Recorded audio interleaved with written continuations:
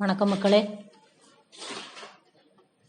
Nifty வந்து கடந்த 2 வாரம் 3 வாரமா 3 நாள் பயமுறுத்துறதும் 4வது நாள் நம்மளை கொஞ்சம் பாடாங்கிற மாதிரி வருது. அந்த வியாழக்கிழமை மட்டும் கொஞ்சம் ரிலாக்ஸ் பண்ணிவிடும். கண்டினியூவாக 3 நாள் இருந்துச்சுன்னு வச்சுங்களேன், நமக்கு ஒரு மாதிரியாக இருக்கும். அந்த மாதிரி தான் இருக்குது. இருந்தாலும் இப்போ கொண்டு வந்து விட்டுருக்கிறது எனக்கு இப்போ கொஞ்சம் நம்பிக்கையாக தான் கொண்டு வந்து விட்டுருக்கான். 4 நாள் தொடர்ந்து இருந்தாலும் இங்கே கொண்டு வந்து நிறுத்தியிருக்கான். நான் 21,000க்கு கீழே நான் பார்த்தேன். 21 வருதா, இந்த 21 கீழே கொண்டு வந்து நிறுத்துவான் அப்படின்னு நினச்சேன் இந்த எலெக்ஷனுக்குள்ளே. ஆனால் கொஞ்சம் பாசிட்டிவாக தான் இருக்குது. ட்ரெண்டு இன்னும் கொஞ்சம் இறங்குற மாதிரியே இருந்துச்சு. இந்த இடம் கொஞ்சம் இப்படியே கீழே வர்ற மாதிரி இருந்துச்சு. ஆனால் கொண்டு வந்து நிறுத்தியிருக்கான். 22,023 கொண்டு வந்து பாசிட்டிவாக கொஞ்சம் நிறுத்தி வச்சுருக்கான். இதில் மார்க்கெட்டுக்கு இன்றைக்கி 3 நாள் லீவு இருக்குது. சனி, ஞாயிறு, திங்களும் லீவு. அந்த 3 நாளுக்கும் நீங்கள் எங்கெங்கே குண்டு போடணுமோ எல்லாம் போட்டு முடிச்சுட்டு மெதுவாக வாங்க. நம்ம பொறுமையாக, இல்லைன்னா எங்கேயாவது குண்டு வெடிக்கும், எங்கேயாவது துப்பாக்கி சூடு நடக்கும். இங்கே அமெரிக்காவில் தேள் கொட்டினா இங்கே நம்ம மார்க்கெட்டில் நெருக்கட்டும். அந்த மாதிரி தான் இருக்கும். ஆனால் 2023 இந்த கடந்த 2 வருஷம் 3 வருஷமாக ரொம்ப ஸ்ட்ராங்காக இருக்குது. நல்லா ப்ளே பண்ணாங்க. எப்படின்னா ஃபாரினர்ஸ் அவங்க முன்னாடியெல்லாம் அவங்க வித்துட்டாங்கன்னா இங்கே அப்படியே ரொம்ப மோசமாக இறங்கும். இப்போல்லாம் அப்படி கிடையாது. அவங்க வித்துட்டாங்கன்னா இங்கே டிஐ வாங்கி போட்டுடுறாங்க. அவங்க 10,000 கோடி வாங்குறாங்கன்னா இவங்க ஒரு 8,000 கோடி வித்துருவாங்க. அந்த மாதிரி இருக்கும். எஃப்ஐஐ வித்துடுறாங்கன்னா இவங்க வாங்கி ஆவரேஜ் பண்ணிடுறாங்க. அப்போ மார்க்கெட் பேலன்ஸ்டாகவே போயிட்டு இருக்கு. முன்னாடி அப்படி கிடையாது. அவங்க வித்துட்டாங்கன்னா அவ்வளோதான். ரொம்ப மோசமாக அவங்கள சார்ந்தே நம்ம மார்க்கெட் இருந்துச்சு. இப்போ அப்படி கிடையாது. கொஞ்சம் நம்மளை கொஞ்சம் ஸ்டடியாக இருக்கிற மாதிரி இருக்கு. இப்போ இதில் நிறுத்தியிருக்காங்க கொஞ்சம் ஸ்ட்ராங்காக. பார்ப்போம். எலெக்ஷன் வரைக்குமே இந்த மாதிரி போனால் கூட பரவாயில்ல. அது எப்பயுமே முன்னாடி நம்ம கொஞ்சம் பயந்து போயிடுறோம்.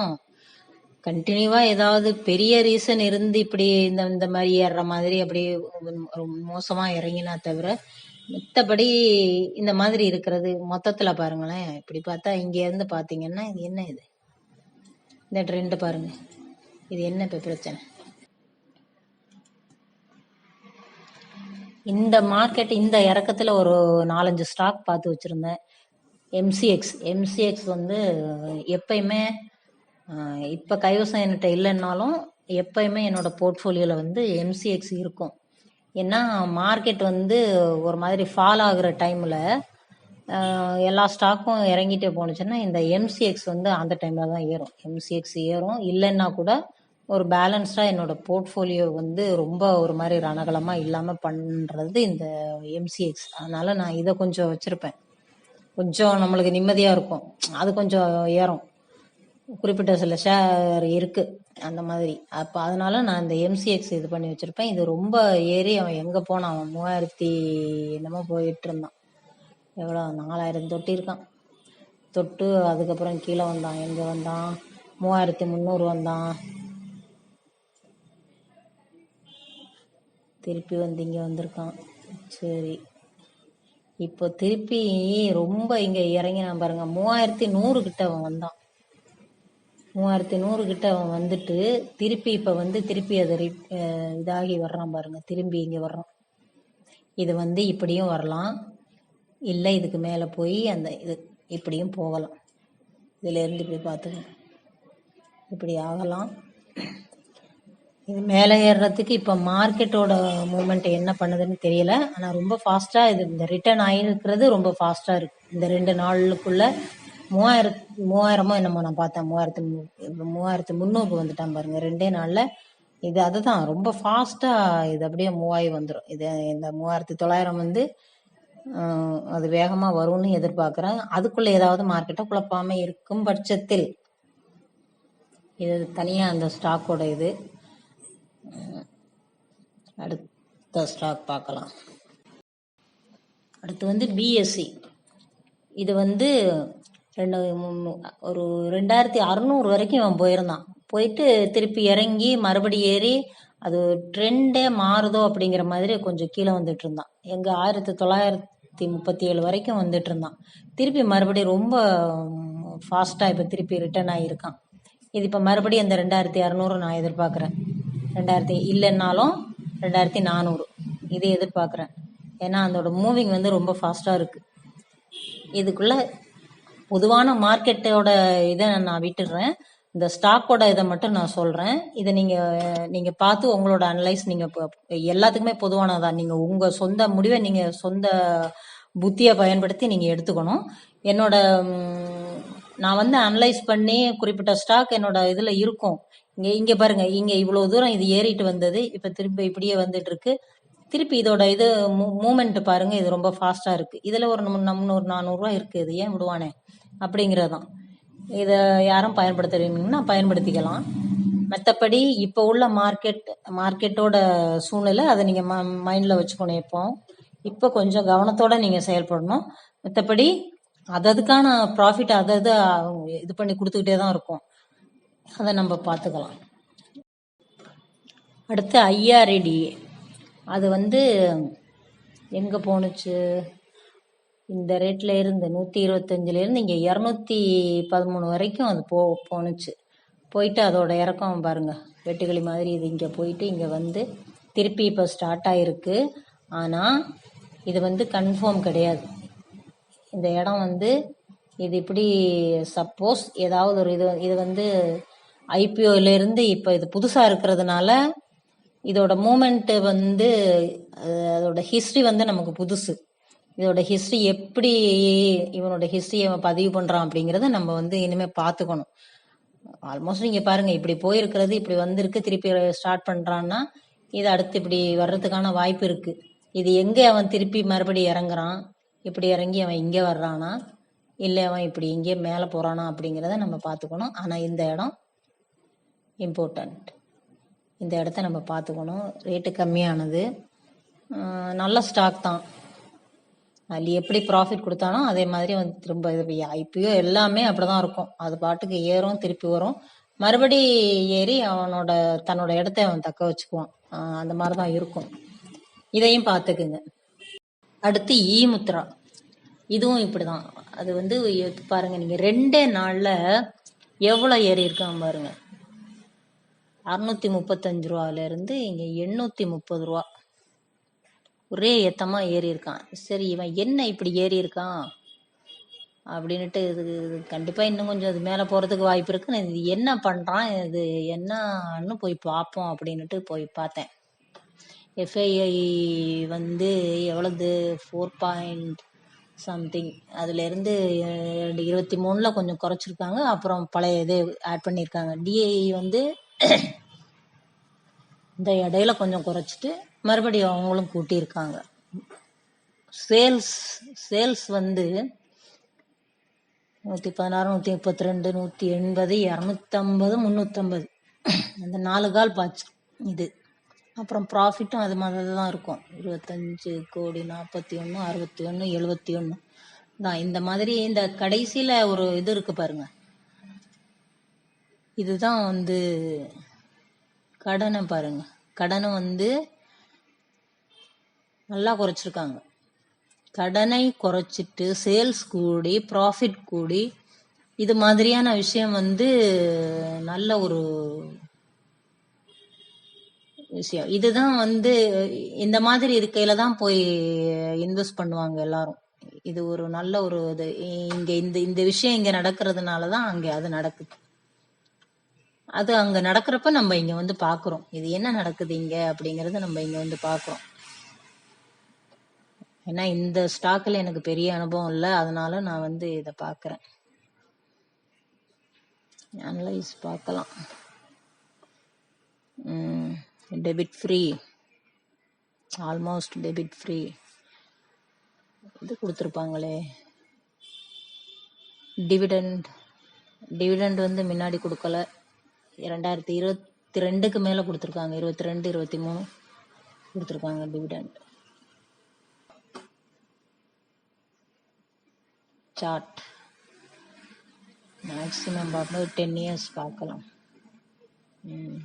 368, 2023 500, 2024 800,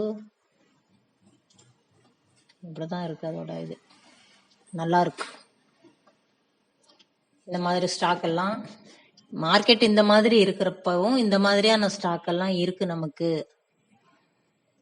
அப்படிங்கிறதுக்காக தான் இது. இது பாருங்க, இங்கேயும் கொஞ்சம் இந்த இடம் கன்சால்டேஷன். இதுக்குள்ள இருந்து திருப்பி இப்படி வந்து இங்க வந்து 4 கால் பாய்ச்சல் யாரோ பல்கா அது போட்டிருக்காங்கன்னு நினைக்கிறேன். அது கொஞ்சம் இறங்கி திருப்பி இப்ப ஸ்டார்ட் ஆகுது. அதோட சேல்ஸ் இதெல்லாம் இம்ப்ரூவ்மெண்ட். ஒரு கம்பெனி வந்து அவங்களோட சேல்ஸ்ல ப்ராஃபிட்ல எல்லாம் இம்ப்ரூவ்மெண்ட் காமிக்கிறாங்கிறப்ப அது தன்னாலவே அதோட வளர்ச்சி வந்து இங்க இப்படி வெளிப்படும்.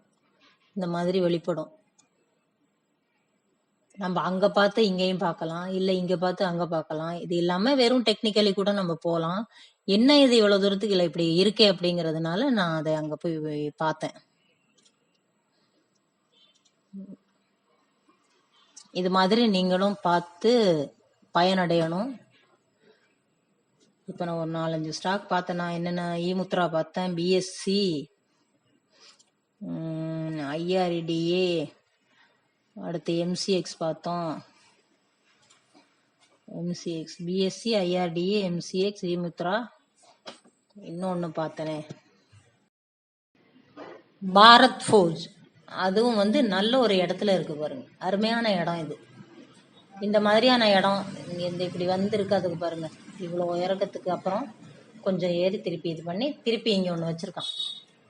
இந்த இடம் இது இங்க வரைக்கும் வர்றதுக்கான வாய்ப்பு இருக்கு. இப்படி வர்றானா அல்லது இது இப்படியே வர்றானா அப்படிங்கிறத நம்ம பார்த்துக்கணும். எப்படியா இருந்தாலும் இந்த இடத்துல கொஞ்சம் கொஞ்சமா நம்ம இது பண்ணிட்டு வந்தோம்னா இந்த இடத்துல கொஞ்சம் ஸ்டாப் லாஸ் போட்டு நம்ம பார்த்துக்கணும். அவனோட மூமெண்ட் என்னான்னு பார்த்து அதுக்கு தகுந்த மாதிரி பார்த்துக்கலாம். இந்த ஒரு இறக்கத்துக்கான இது இருக்கு பாருங்க, அது இங்க இருக்கும். அதான் அவனோட மூவ்மெண்ட் இப்படி இருக்கா என்னங்கிறது பார்த்துக்கணும்.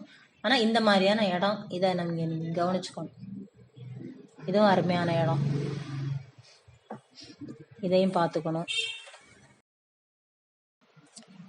அடுத்து ஈச்சர் மோட்டர். இது வந்து ரொம்ப நாளா நான் பார்த்துக்கிட்டே இருந்தேன். என்னடா அரைச்சிக்கிட்டே கிடக்குறானே அப்படின்னு பார்த்துட்டு கண்ணை கட்டிட்டு அவன் பாட்டுக்கு சரசரன்னு வந்துட்டான்.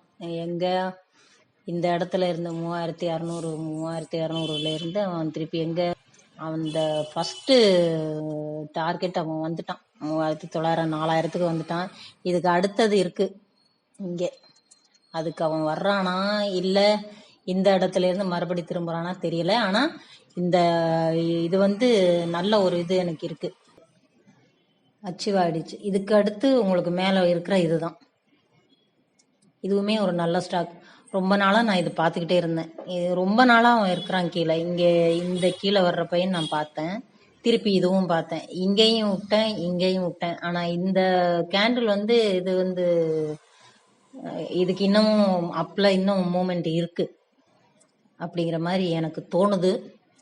இதையும் உங்களோட வாட்ச் லிஸ்ட்ல நீங்க போட்டு வச்சு அப்படி கூட நீங்க பார்க்கலாம்.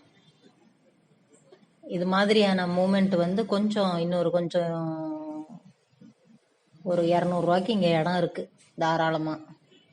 அந்த மார்க்கெட் எங்க கொண்டு போகுதுன்னு தெரியல, பார்த்துக்கணும். இது வரைக்கும் ஒரு 4-5-6 ஸ்டாக் பார்த்துருக்கோம்னு நினைக்கிறேன். வழக்கம் போல சொல்றதுதான், உங்களோட சொந்த அனலைஸ் போட்டுக்குங்க. கொஞ்சம் கேர்ஃபுல்லா இருங்க. இப்ப திடீர்னு ஒரு நான் பார்த்த வரைக்கும் இந்த 2 வருஷத்துல ரொம்ப மோசமா போற மாதிரியான ஒரு சூழ்நிலை மார்க்கெட்ல இல்ல. ஆனா கொஞ்சம் கவனமா நம்ம இருக்கணும். அந்த மாதிரியான ஒரு இது இருக்கு. நம்ம லாங் டேர்ம்ல போட்டிருக்கோம் அப்படின்னா நம்ம யோசிக்கவே வேண்டியதில்லை. ஒன்றும் இல்லை, என்னதான் அது போனாலும் திருப்பி கொண்டு வந்து அவங்க மேலதான் நிறுத்துறாங்க. மார்க்கெட்டு மேலேதான் வந்து நிக்குது. அப்படியே கொஞ்சம் கீழே போனாலும் மறுபடி அது இப்போ 3 நாள் 4 நாள் கீழே வந்துச்சுன்னா ஒரு நாள்ல திருப்பி அது பழையதுக்கு வந்துருது. அந்த மாதிரி தான் இருக்கு. முன்னாடி எல்லாம் அப்படி கிடையாது. வருஷ கணக்கா நம்ம வெயிட் பண்ற மாதிரி இருக்கும். அப்படி இந்த மாதிரி தெரியல. இப்ப மார்க்கெட் வேற மாதிரி இருக்கு.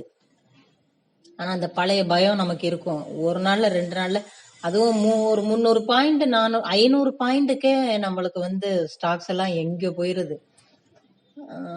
நிஃப்டி 50ல உள்ள ஸ்டாக்ஸ் வந்து வச்சுக்கிட்டு இது பண்ணோம்னா நமக்கு பயமே கிடையாது. நம்ம பயம் இல்லாம நம்ம உட்கார்ந்துருக்க வேண்டியதுதான்.